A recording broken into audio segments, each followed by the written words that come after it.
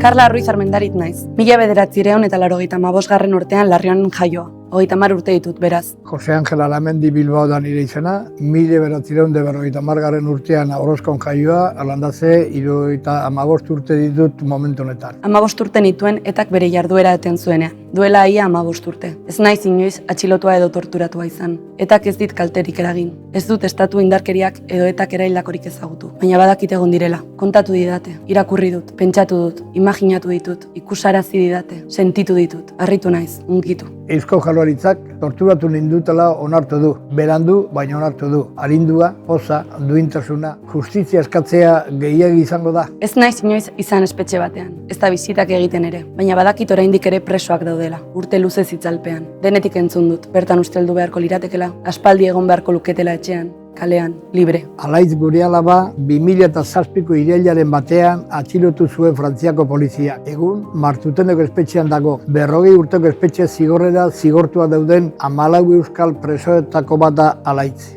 Ez dut nahi irtera eguna imaginatzea. Berandu da jada, nahikoa sufritu dut, nahikoa ordaindu du, nahikoa sufritu eta ordaindu dugu. Bake prozesurik ez da egon Euskal Herrian. Ondorioak pairatzera zigortu dituzten belaunaldiak dira nirea eta gazteagoak. Gatazka bizitu ez, eta gatazkaren ondorioak sufritzera zigortutako belaunaldiak. Madarikatutako herentzia, jaso nahi ez genuena. Gertuago edo urrutiago, presente beti. Tenkor, hotz, eze. Oinortetzan utziko ez duguna. Gai izango ote gara? Urteetako sufrimentuaren ondoren, gure esku dagoen guztia egiten jarraitu behar dugu, sufrimentua gehiago luzatu ez dadin. Nirea, zurea, gurea, haiena, denon sufrimentua. Arnasa behar dut, denon arnasa behar dugu bizitzen jarraitu nahi badugu. Ez dezala kedarrak arnasbideak izten jarraitu. Sufrimentuari ateak itxi eta bizitzari ireki. Gureak izan daitezen, sufritzen azken belaunaldiak. Elkar bizitza agertokietara jauzi egingo dutenak. Elkarri begiratu eta hitz egingo diogunak. Tabaiaren bidez bideratuko dituztenak desadostasunak. Empatia sentitu eta tresnatzat izango duena. Inor ukatuko ez duena. Denei tokia egingo dien. Konponbidearen eskutik etorriko den bakeak ezin du gehiago itxaron.